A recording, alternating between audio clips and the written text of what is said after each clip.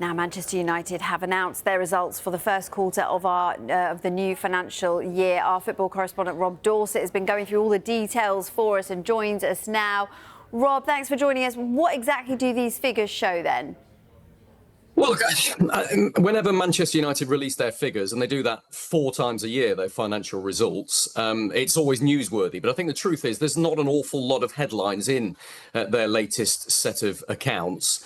Well, let me tell you the headlines as I see them. Total revenues for the last 3 months, that's when we're talking about, from September to the middle of December. Total revenues down slightly from £143.1 million to 140.3. But despite that, this time last year, the club had made an operating loss of £7 million for the quarter. Well, they've turned that into a £13 million profit. That's a big swing. That's £20 million difference. That's a 13.5% increase in those profits. And so that's significant. Despite them not having so much revenue, they're making more money. And I'll get onto that in just a moment. If you look at the stats, commercial revenue is down. Broadcasting revenue is down. Matchday revenue is down because they haven't been playing European football this season. Total revenue down, as we say, from 140.3 from 143.1. But these are really very small reductions in the case of a club and a business the size of Manchester United.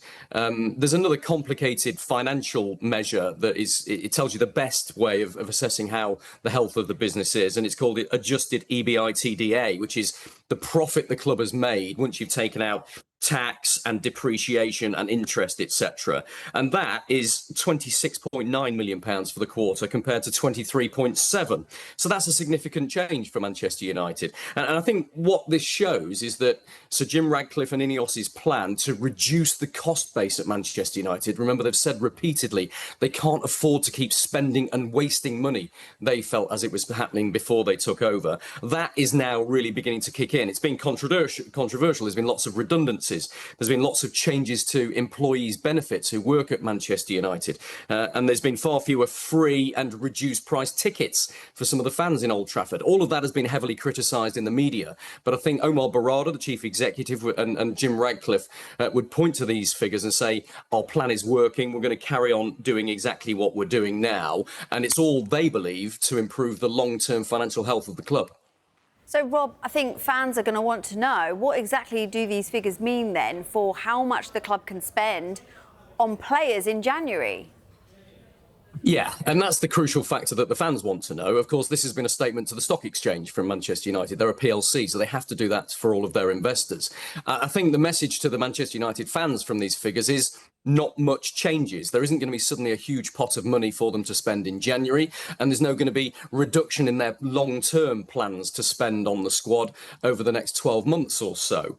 Omar Barada called the figures robust. He pointed out in this financial statement, United are committed to and complying with the Premier League's PSR rules. Manchester United aren't at risk, because they're being so frugal right now, of breaching the PSR rules. But the truth is, United don't have a huge amount of money to spend right now, and I think it's much more likely that they'll save any of their big ticket, big name transfers for the summer rather than for January. We know that a central defensive midfield player is absolutely top of their priority list. We know they're interested in Elliot Anderson, Adam Wharton, and Carlos Baleba as well, but they're big money and they're likely to be higher priced in January than they are in the summer.